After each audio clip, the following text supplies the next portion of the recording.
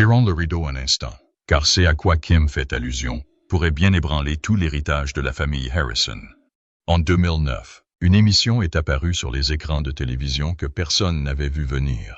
Pawn Stars n'était pas seulement populaire, il est devenu un phénomène. Ce petit prêteur sur gage sur Las Vegas Boulevard est soudainement devenu une attraction touristique majeure. Les gens faisaient la queue dehors, parfois pendant des heures, dans l'espoir d'apercevoir Rick Harrison et la bande. Les bus touristiques ont commencé à l'ajouter à leurs itinéraires réguliers. Les fans prenaient des selfies devant la boutique désormais emblématique, tenant des souvenirs et souriant comme s'ils venaient de rencontrer des stars de cinéma. La renommée est venue vite et fort. Rick Harrison, avec son esprit vif, son talent pour raconter une bonne histoire ou conclure une bonne affaire, est devenu le visage incontesté de la boutique. Son père, Richard Harrison, mieux connu sous le nom de The Old Man, a ajouté la gravité. Il n'a pas dit grand-chose, mais quand il l'a fait, vous avez prêté attention. Son charme bourru et son attitude pragmatique ont fait de lui le fondement inébranlable de tout cela. Et dans les coulisses, le fils de Rick, Corey, et leur adorable ami Chumlee ont apporté de l'humour, de la jeunesse et un peu de folie au mélange. À première vue, tout semblait parfait. Les affaires étaient en plein essor. Le magasin était constamment plein à craquer et les fans adoraient le mélange d'histoire, d'humour et de réalisme offert par la série. Et moi, à cette époque, je suis vraiment tombé amoureux de la lecture. Genre, profondément.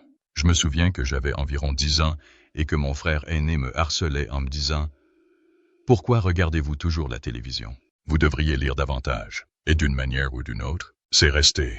J'en ai lu davantage. Je me suis échappé dans les livres, alors que le monde qui m'entourait, et ce petit monde de prêteurs sur gage à la télévision, ressemblait à un conte de fées.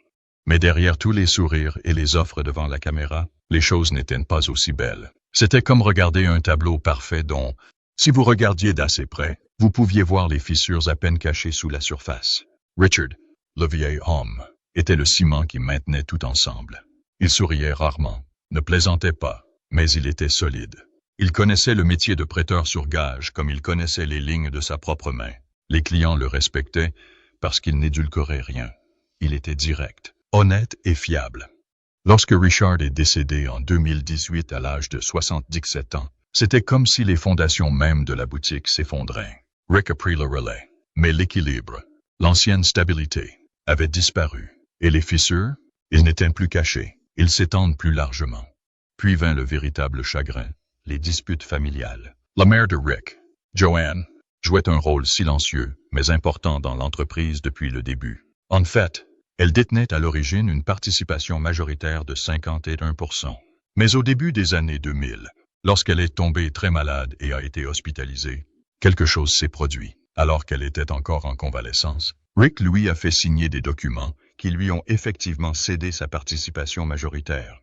Joanne a affirmé plus tard qu'elle n'avait pas complètement compris ce qu'elle signait à ce moment-là, qu'elle se sentait confuse, sous pression et vulnérable.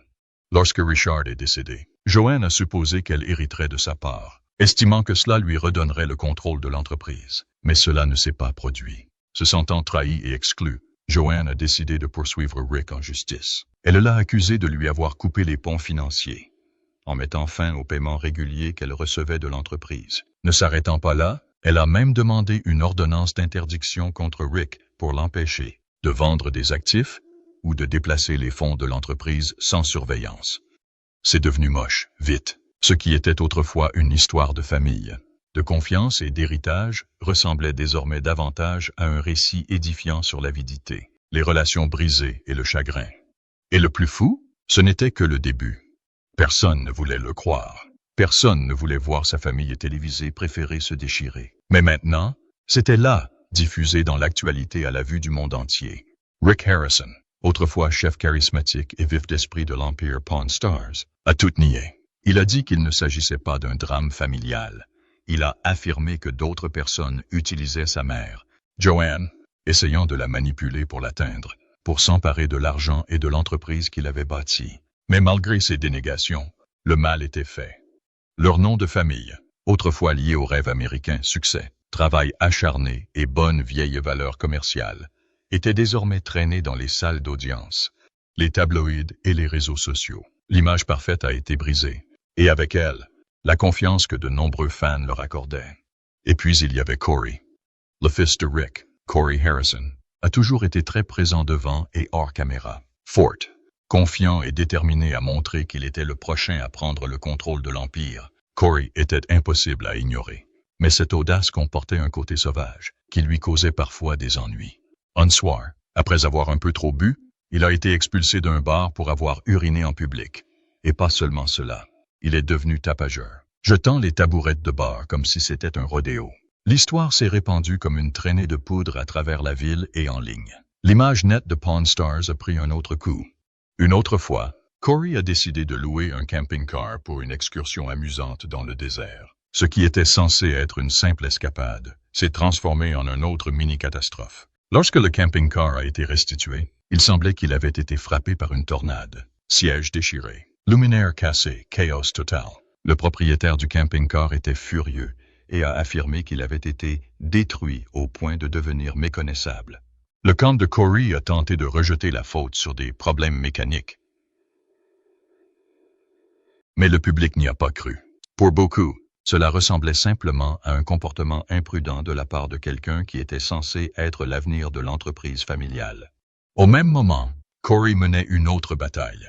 Une bataille qui n'était pas aussi facile à voir de l'extérieur.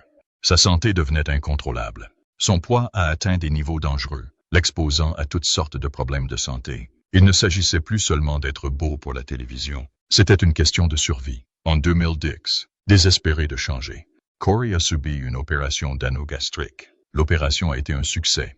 Il a perdu plus de 100 livres. Mais la maintenir était un combat quotidien. Sous les blagues et la confiance, Corey portait le poids écrasant de la renommée, des attentes familiales et des démons personnels. Il ne s'agissait plus seulement de gérer un prêteur sur gage. Il s'agissait d'essayer de tenir le coup pendant que le monde regardait. Au fil des saisons, le ton de Pawn Stars a également commencé à changer. Dans les premiers épisodes, la série avait une magie particulière. Elle parlait d'histoire, de découvertes et d'histoires fascinantes derrière des objets anciens. Chaque objet apporté ressemblait à une petite fenêtre sur le passé. Mais les saisons suivantes semblaient différentes, presque fabriquées. Il ne s'agissait plus des accords, mais du drame. Des rapports ont été divulgués indiquant que les éléments avaient été présélectionnés avant le tournage. Les soi-disant clients sans rendez-vous étaient en fait réservés à l'avance. Leurs objets étaient examinés et approuvés. Même les disputes familiales qui semblaient autrefois spontanées ont commencé à paraître scénarisées et fausses. Les fans de longue date qui aimaient l'authenticité de la série ont commencé à se désintéresser, se sentant trahis par les personnes même qu'ils admiraient autrefois. Et puis est arrivé le scandale Olivia Black. Olivia Black, une personnalité vibrante et audacieuse, a rejoint la boutique et est rapidement devenue l'une des préférées des fans. Avec son style unique et son esprit vif, elle se démarquait, et les gens l'adoraient pour cela. Mais lorsque de vieilles photos nues d'elle, issues d'une précédente carrière de mannequin, ont fait surface, le réseau a agi rapidement. Olivia a été licenciée presque du jour au lendemain. Pas de seconde chance.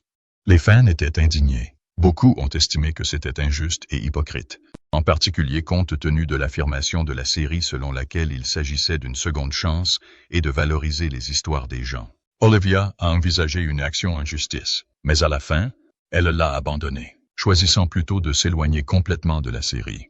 Elle s'est lancée dans une carrière de mannequin et de divertissement pour adultes. Mais la façon dont son départ a été géré a laissé un goût amer à de nombreux téléspectateurs fidèles. À ce moment-là, les choses allaient déjà mal, mais ce qui a suivi a aggravé la situation. D'une valeur de plusieurs dizaines de milliers de dollars, avait été volé et s'était retrouvé d'une manière ou d'une autre au magasin.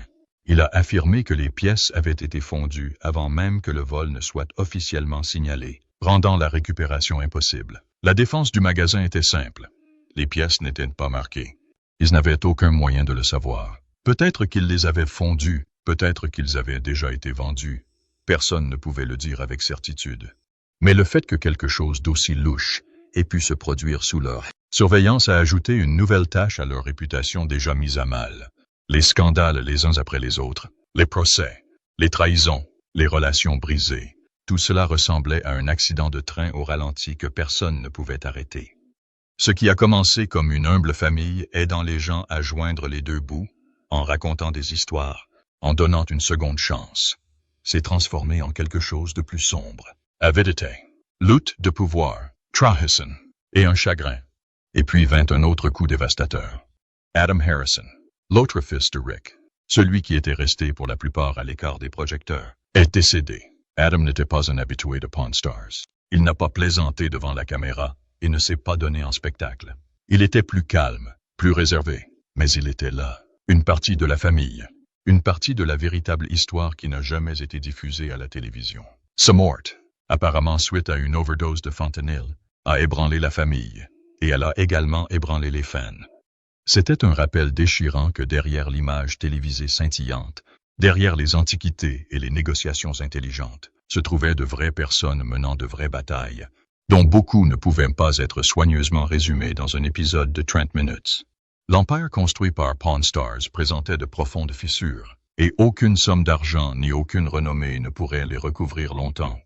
Il faisait partie du cœur de la famille. Sa mort n'était pas seulement triste, c'était un point de rupture, un coup final porté à une famille déjà suspendue à un fil. La mère de Kim Harrison, Adam, a finalement pris la parole. Elle était restée silencieuse pendant la majeure partie de la folie, mais cette perte était trop profonde. Elle ne pouvait pas le garder à l'intérieur. Ses mots n'étaient pas accompagnés de grands discours ou de musique dramatique. Ils étaient extrêmement honnêtes. Elle parlait d'Adam comme de quelqu'un qui essayait de maintenir la paix, alors que tout le reste s'effondrait. Il n'a jamais voulu se battre. Il voulait que la famille soit à nouveau entière. Il est resté à l'écart des projecteurs. Peut-être qu'en espérant pouvoir réparer les choses de l'intérieur, Kim n'a pas énuméré de nom ni jeté de blâme, mais son message était clair toutes ces années de drames liés au stress et à l'argent. Les combats publics avaient un coût. Ce n'était pas seulement une question de télévision. Il s'agissait de vraies personnes, de vraies souffrances. Elle voulait que les gens se souviennent d'Adam comme d'une âme bienveillante. Il n'était pas un membre du casting, ni un pion dans la bataille de quelqu'un d'autre. Elle espérait que les autres prendraient du recul par rapport à leur propre combat et réfléchiraient vraiment à ce qui compte le plus. Pas la gloire, pas l'argent. La famille aime être là l'un pour l'autre. C'est ce que représentait Adam. C'est ce qui s'est perdu dans tout ce bruit. Maintenant, il n'y a pas de fin nette à l'histoire. J'ai souffert d'épilepsie quand j'étais enfant. J'ai eu des crises très violentes. Il y avait des moments où j'étais assez violent. Je ne pouvais pas marcher pendant 2 semaines. Pas de retrouvailles, non. Séance photo parfaite avec tout le monde souriant et serrant les caméras. Les caméras roulent toujours. Le magasin est toujours debout. Mais il manque quelque chose d'important. La voix de Kim calme, mais forte à traverser le désordre. Peut-être que ça ne changera pas tout, mais peut-être que ça aidera quelqu'un d'autre avant qu'il ne soit trop tard. Peut-être que c'est la vraie leçon, quand tout le reste s'estompe, quand les lumières s'éteignent et que les fans arrêtent de regarder. Qu'est-ce qui a laissé aux gens les moments que vous ne pouvez pas récupérer et ceux que vous avez encore une chance de sauver?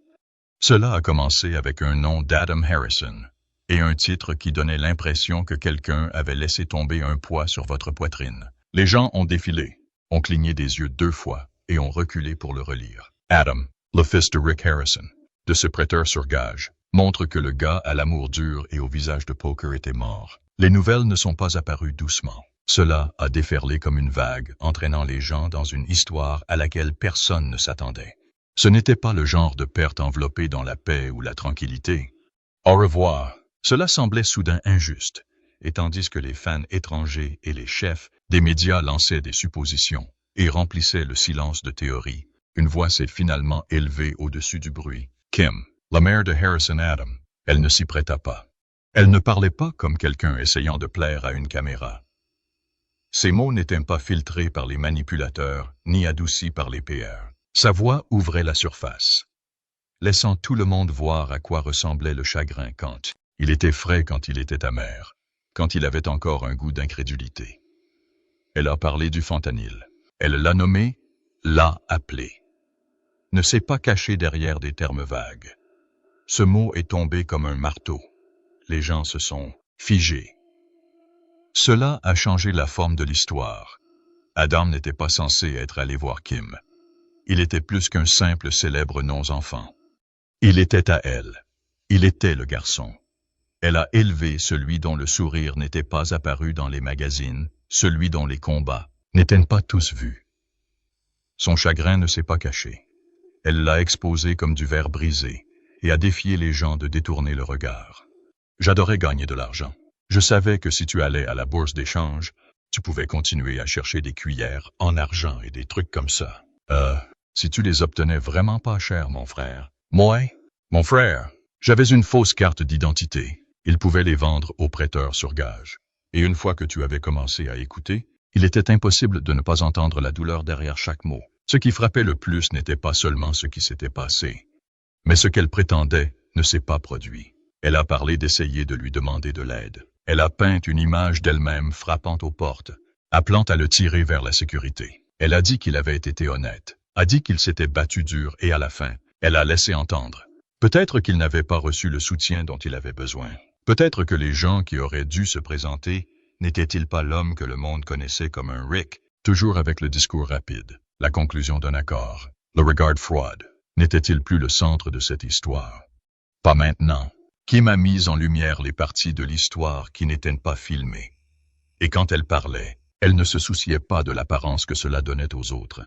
Elle ne parlait pas pour protéger les réputations. Elle parlait pour son fils. La série faisait rire des millions de personnes. Il s'agissait de le perdre d'une manière qui n'avait pas besoin d'arriver. Les gens lisaient chaque message, disséquaient chaque phrase. Sa douleur devenait un projecteur. Et sous cette lumière se trouvaient des choses que les gens ne voulaient pas voir. Le silence de la dépendance, les mésaventures. Son chagrin n'était pas calme.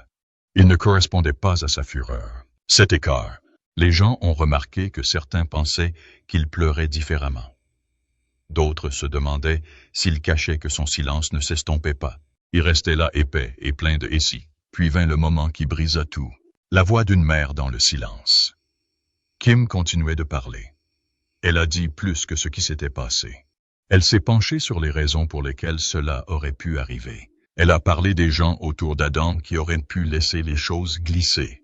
Elle n'a pas cité de nom, mais elle a donné juste assez pour que l'imagination puisse s'y accrocher. Et dans cet espace, des rumeurs ont commencé à circuler. Les gens se demandaient si la mort d'Adam était juste le résultat d'une mauvaise nuit ou quelque chose de pire. Quelque chose avec une lente accumulation, avec des avertissements ignorés, avec trop d'yeux aveugles tournés dans l'autre sens.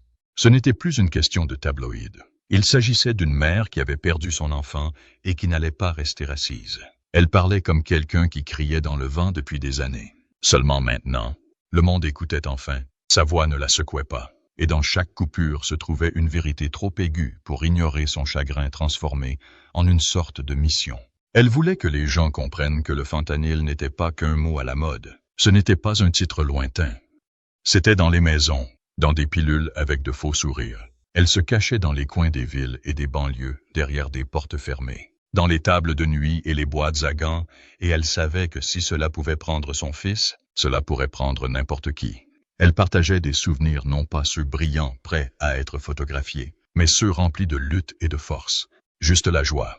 Tous ces gens connectés ont partagé leurs propres histoires. Ils ont écrit sur les fils et les filles, les frères et les cousins qui ont été attirés par les paroles de Kim et qui sont devenus quelque chose de plus grand qu'une histoire de famille.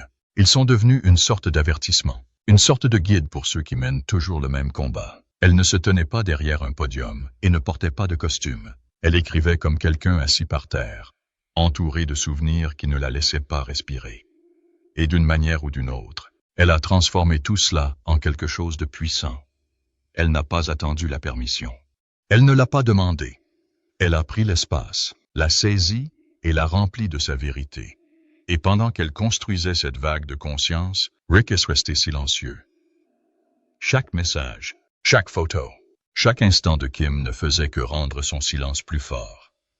Quand j'ai commencé à travailler de nuit, je n'avais pas beaucoup d'expérience ici.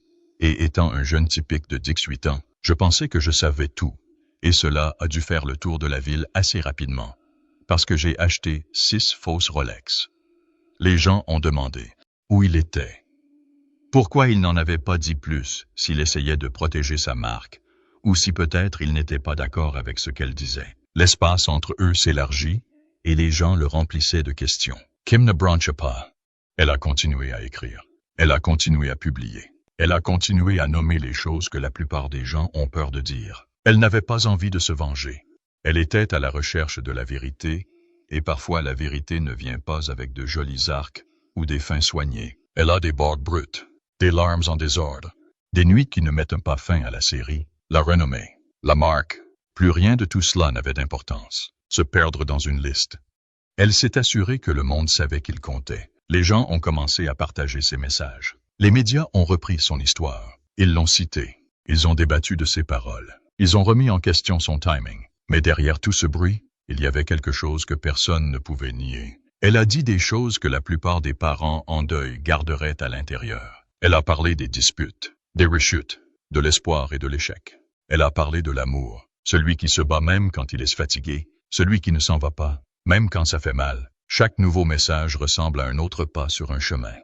Personne ne veut marcher. Mais Kim l'a quand même marché. Et elle a veillé à ce que les autres ne puissent pas suivre seuls. Son chagrin s'est transformé en une torche, et à chaque mot, la flamme a grandi. Les gens qui regardaient le spectacle de près sur gage, qui a ri des plaisanteries, qui ont appris sur les objets de collection. Ils ont commencé à voir la famille derrière tout cela différemment. Ils ont réalisé que ce n'était pas seulement du divertissement. C'était la vie, et elle s'effondrait hors caméra maintenant. Des milliers avaient lu ses messages, et chacun portait des morceaux d'Adam. Son sourire, sa lutte, son effort.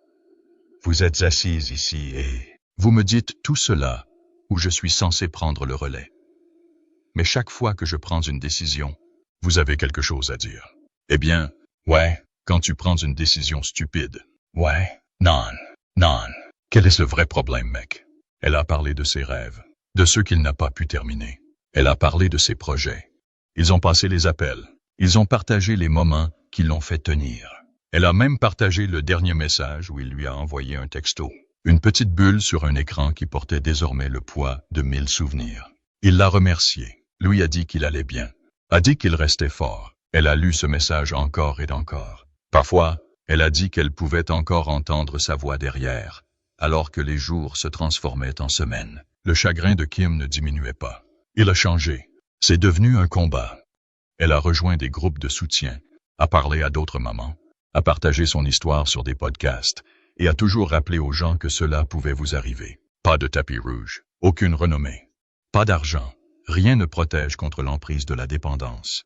Une fois qu'elle a enfoncé ses dents, elle a répété cela encore et encore, en espérant que quelqu'un l'écouterait enfin, et les gens le faisaient. Sa boîte de réception était inondée. Les parents l'ont remercié. Certains ont dit que ces messages avaient sauvé la vie de leurs enfants. D'autres ont dit qu'ils obtenaient enfin de l'aide. Cette flamme qu'elle a allumée, elle ne faisait pas que brûler. Elle se propageait.